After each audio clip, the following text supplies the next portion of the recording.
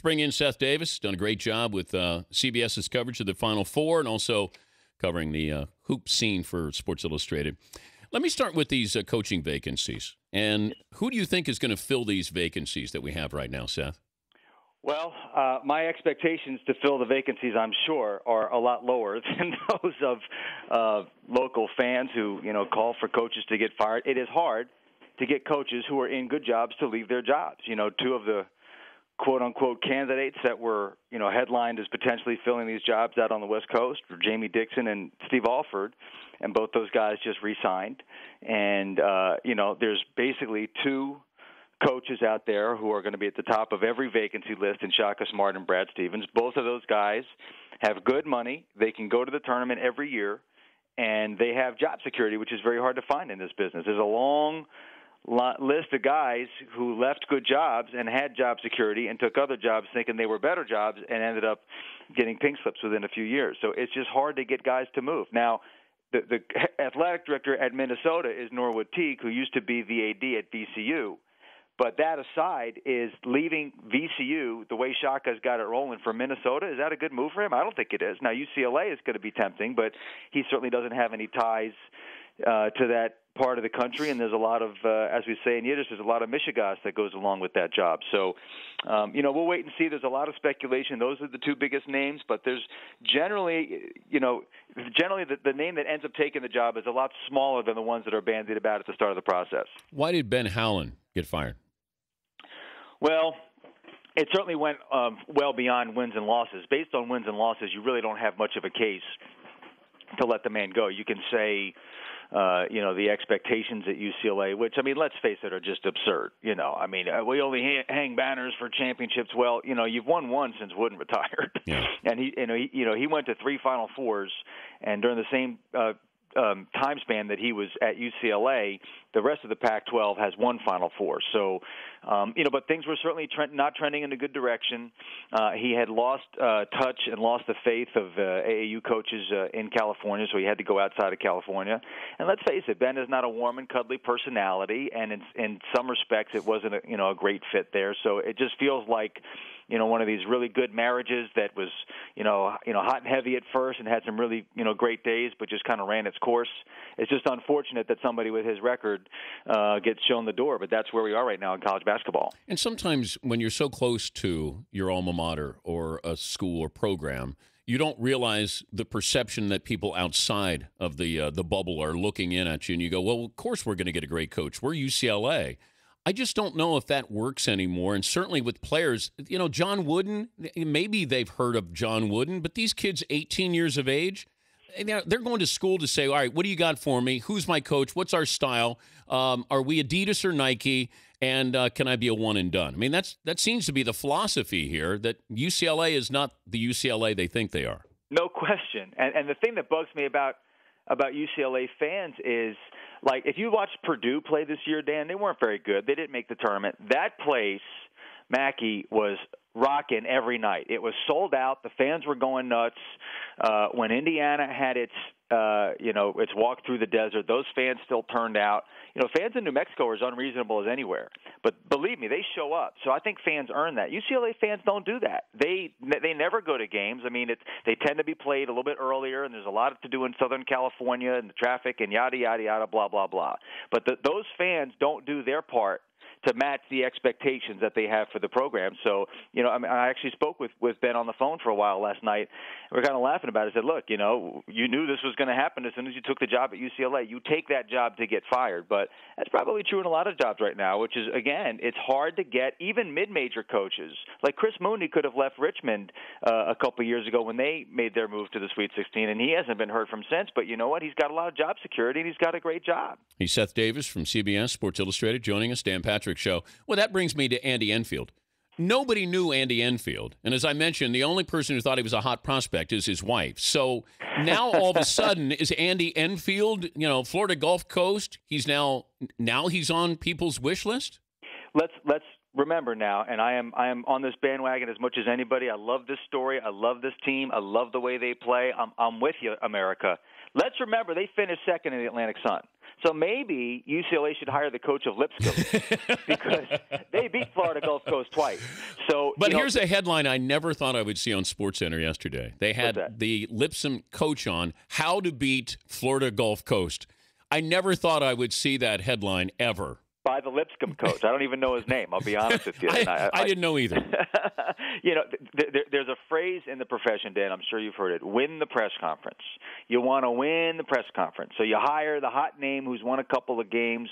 I have to say, I don't like to generalize, but as a species, I don't find athletic directors to be the most inventive, innovative guys. Like, for example, let me throw three names at you, and these are three of the top coaches in the country.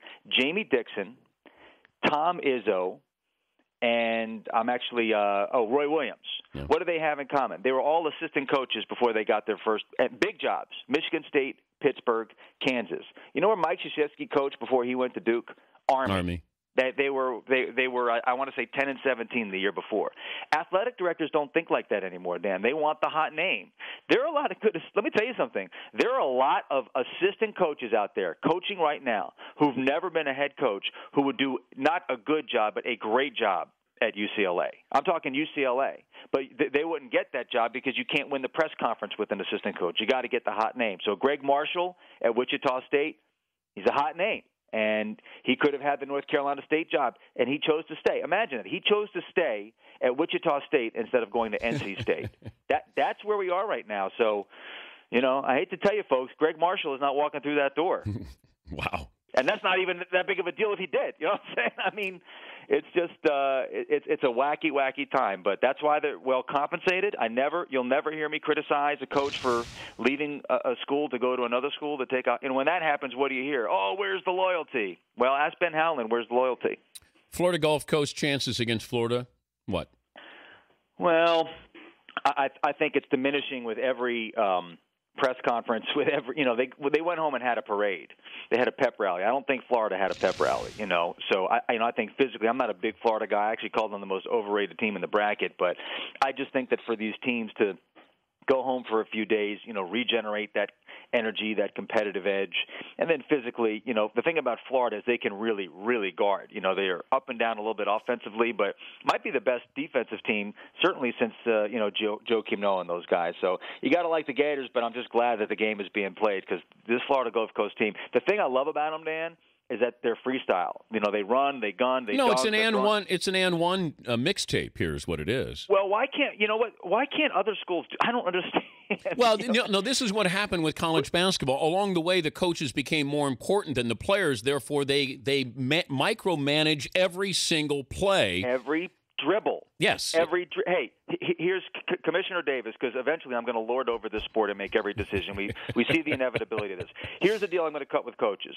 I'm giving you one timeout per game. One.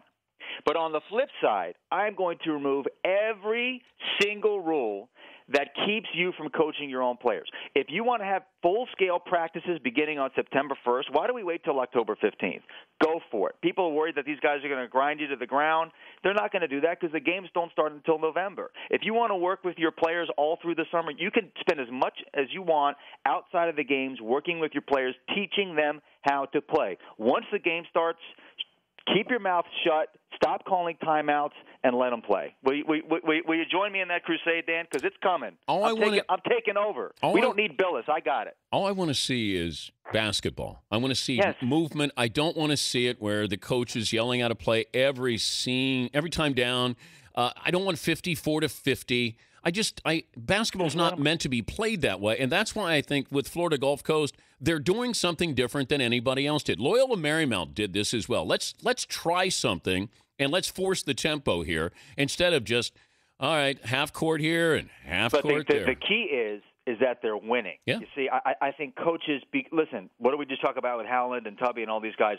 The pressure to win is enormous. They're always a bad losing streak away from getting fired. I get that. I empathize. I understand. And so the way they're thinking is, hey, if we're going to go down, we're going to go down with me controlling every aspect of this thing because so much of this is not in my control. I get that. What I'm hoping that Andy Enfield and the Enfieldettes here are showing us is that this is the way to win. Take off the shackles. say, well, these kids can't shoot. I'm like, well, it's hard to shoot with handcuffs on. Let's take off the handcuffs. Let's play a little ball. All right, handicap here. What happens on Thursday and Friday? Well, let's stipulate that, as I always say, I wonder how often I can get these things wrong before people stop asking me what the hell's going to happen. But, I do think that, and I said this on the selection show, I think Michigan State's a tough matchup for Duke.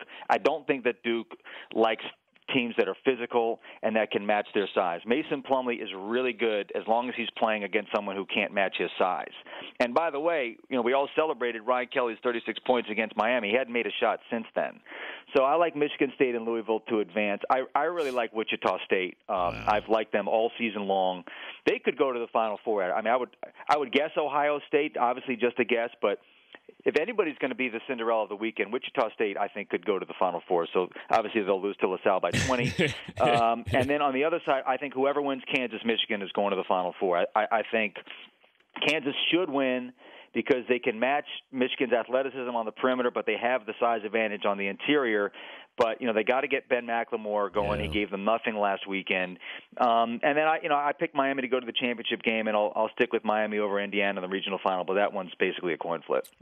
You want to get in your Subway plug? Quick plug for Subway. I'm helping them promote this. It's a great program. They have these every month. They have a different lunch sandwich that they sell. It's a 6-inch select sandwich for $3. So to promote that, the team that makes the most three-pointers during the tournament, they're going to donate 3,333 3-inch sandwiches to a local food bank. So I honestly don't know who's got that. It might be Florida Gulf Coast at this point, frankly. But it's a great charitable giveaway to the local food bank, and I'm happy to spread the word on behalf of Subway. Seth, I love you. Dan, I love you back. Thank you, Seth. I love you in a manly way. Dan. Of course you do. In a manly way. Of course you do. You know what the problem is? Perloff has not been exposed to enough man love in his life. You know what I'm saying? He's not familiar with that concept. Have you seen the uniform on him today, Seth? I have not. I'll check it out. Yeah, you have. He's got his Dartmouth uniform. He cheated in the bracket challenge, so I made him wear his Dartmouth uniform for the next week. Maybe if he got more man love in his life, he'd have more integrity about these things. All right. Thank you, Seth. All right. I love you, Dan. All right. I love you too, Seth. Are you lacking in man love, McLevin? I don't know how to answer that. Is that good or bad? I don't want man love. No, call me crazy. Woman love, man love, no. I have plenty of man love in here. This is testosterone filled, especially back left there with Fritzy. When you see Seth, do you give him a hug? What's the greeting? No. Handshake? It's just a handshake. Yeah. He knows. I don't need to say anything.